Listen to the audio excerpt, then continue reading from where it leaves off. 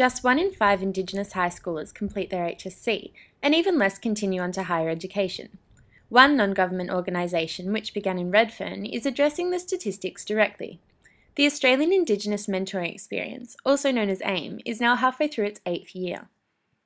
The way AIME works, it's a structured mentoring program, working with volunteer university students as mentors and Indigenous high school students. It's very much like a youth-led movement, everything from its staff to its volunteers, and I think that the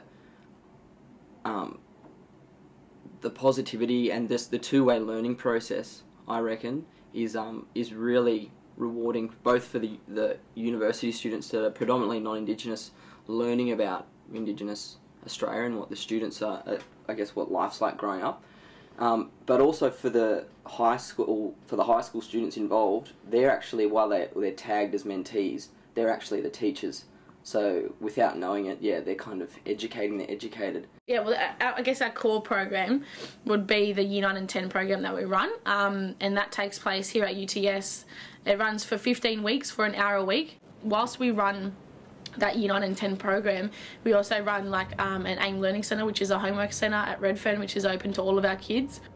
The mentors, for the most part, are non-Indigenous, so it also is like a two-way learning process where the mentors are learning about Aboriginal culture. They may not have met a 15-year-old Indigenous kid ever in their life. I was 15 years old when I first got involved with AIME. At the beginning of my high school years, I wasn't really interested in like getting a HSC, or like I thought I was going to become like a plumber or something and get heaps of money. And then but AIME made me like realise there's more to life. Year 9 participants spend 2 sessions writing and recording a rap with their university mentor. It's this aspect of the program which awakened Ivor's passion for rap, and he soon recorded his own track. T.C. Productions.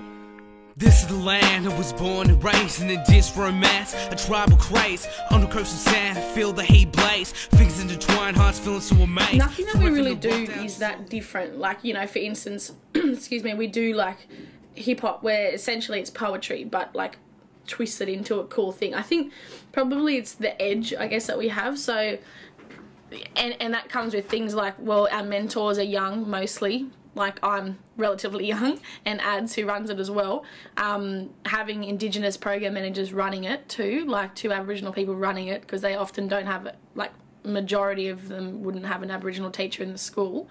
All of our resources are written by 20-something-year-old people. Not so long ago we're in school, so we can remember what it's like.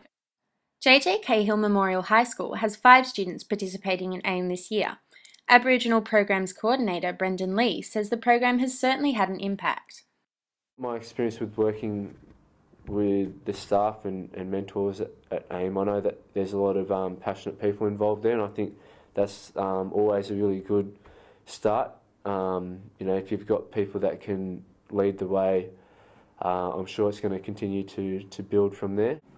When I was growing up, like I always knew that we're Aboriginal, but my family like didn't really like talk about it much.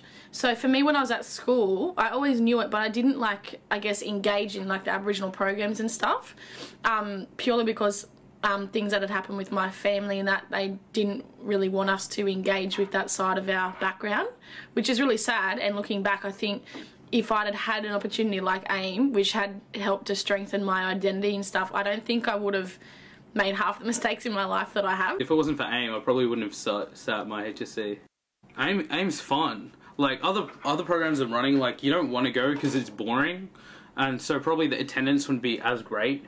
But AIME, like you learn stuff and you enjoy it, so it's like a combination. It's a balance. In the past 5 years, the number of Indigenous students in higher education has jumped by more than 40%. Despite the increase, Indigenous students still remain underrepresented at universities, and the AIME program is hoping to engage more schools and more students in the next academic year. Blue future will shine forever in the rainy and the sunny and the stormy. Nicola Cooper for Mind the Gap.